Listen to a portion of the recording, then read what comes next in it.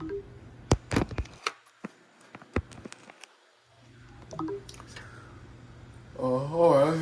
hello everyone. Here's Ren Liu from Trinity Western University, and today I'm going to talk about the four of the Borders Group company, and also analyze on why did they fail, and as well as connection between the book of Making Sense of Change Management by Cameron Green.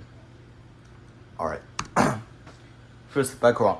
So what is a group company? Oh, sorry, the Borders Group company. So the Borders Group company, it's a American-based book and music retailer company, and it's been founded like 1971. That's a long time ago, right? It will be like 50 years already if it's still like haven't fallen down, and it's a multinational company, so yeah, it's a pretty big one. It's in Australia, it's in United States, it's in Canada, it's in New Zealand, it's in UK, it's also in like Singapore, so it's everywhere. And by the year of 2011, it has almost like 20,000 employees in United States. Alright, let's take a look at the timeline of the Borders Group company, the Borders, how did they fail? So under the year of 2007, it was a year that Amazon invented Kindle. So ebook grocery train, which is like a much easier accessible machine or like tool to read books instead of like carry a, I don't know, like 20 pounds book around you like to catch a bus. That's not cool, right?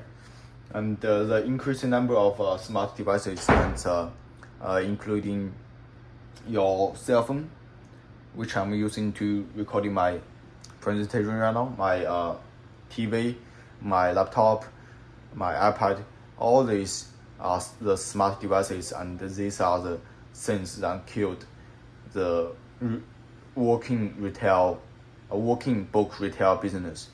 By the year of 2011, decreasing sales and increasing debts. So by the year of like 2011, here are two numbers. The Borders company has like 1.28 billion assets and 1.29 billion debt. So it has like even more debts than its own assets. And the CEO and the CFO, they were like, this company is like done, this business is done. There's like no way to save it. So they filed Chapter 11 bankruptcy protection, and hoping for someone who could like save them from like dying. And they waited like a couple months. The result is that there wasn't nobody. So by the year, by the September 26th of the year 2011, the last Borders bookstore in Singapore is closed, and the next day their website is shut down. Alright, so what are the causes of the falling down, and so like what are the like killers of the Borders? So first, new technology, that's including like your iPhone, iPad, laptop, and the ebook. So like everyone's like trying to move their products or like their books online, including like books, articles, newspaper, magazines. Everything's online right now. You just like, you don't really need a physical copy of like piece of paper. Also online book selling. So just in case like if you like really need a physical copy of the book, you could just like go to Amazon and click the button. It's like delivered to you like the next day instead of like driving, I don't know, like 20 minutes to a bookstore and try to find the book. Then you like driving 20 minutes back to your home instead of like 5 minutes online clicking, right? So there's another thing like the idea of environmentalism.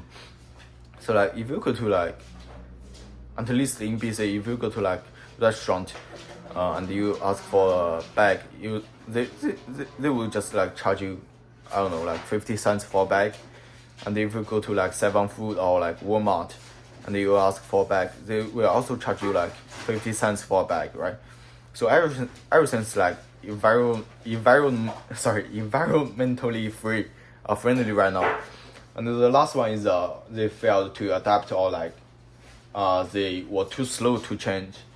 There's a interesting fact I would like to mention right now. The Borders was actually like one of the earliest company who decided to move their products online.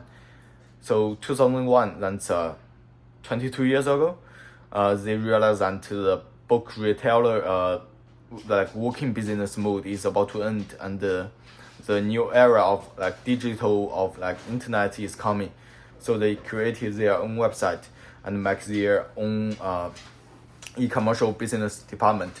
But this actually like resulted in a short-term loss for the investors. The shareholders, they were like, this is no good, this is like costing money, this is not like beneficial. So the Borders, they eventually delete their website and stick with the working store, physical book retail mode, and they even like replaced a new CEO because of it. Alright, let's use our textbook to make some analysis on it.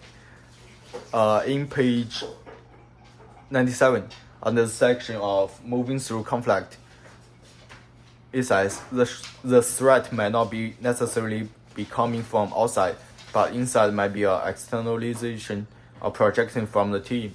The real threat is from within, and the potential for conflict is between the leaders and the rest of the team, and between team members themselves. I think like in this case, it's just like the investors, they are the threats.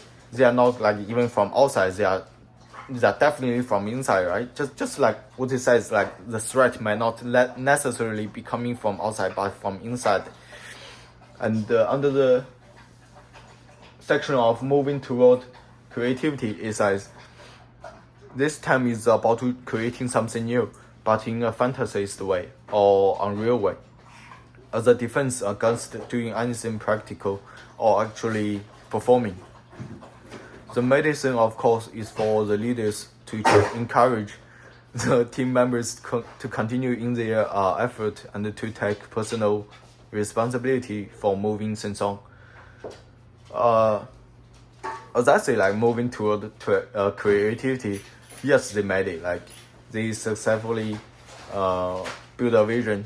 They predict that the business model is going to shut down, and but they failed to like they failed to moving through conflicts because they failed to persuade the investors, the shareholders, with their correct vision or prediction. In page 185, there's a table of different leaderships for different phases of change. And the first one in this is establishing the need for change. The third one is creating vision and values. In this case of Borders company, the leaders, they successfully established the need for change, and they saw that like book business is about to change from physical to digital. But as creating like visions and values, they failed to persuade their investors, their shareholders with their vision. Alright, next I'm going to talk about like in page 157, Warren Bennis identified three basic ingredients of leadership. The first one, you say, it's a guiding vision. In page of 126, there's a Coates A-step model, which is like pretty familiar with us. or I mean like which is like we pretty familiar with. So the first step is the third step the third step is create a vision, and the first one is communicate the vision. So building a vision to guide the change effort together, like with strategies for achieving this. Yeah. As you see, like everything here is like about vision. So I believe like without vision there will be no change. Without a correct vision there will be like no successfully or like no correct change or adoption. And in my opinion, the biggest cause for the Borders company to shut down is until as a team, as a company, they failed to move toward like the correct vision. So like yes, of course they do have the vision. They did have the correct like prediction. They saw that the business is about to change, but others like the employees, the shareholders, the investors, they didn't believe it. Sorry, that's my laundry machine. But they didn't believe it. So the biggest cause or like the biggest reason for Borders company to shut down is that they didn't communicate enough, as I say. And yeah, that's all my presentation. Anyway, if you have like any question or like concern or like comments, anything, let me know. I will be happy to answer it. And otherwise, I will just go now. Alright, thank you for listening. Bye.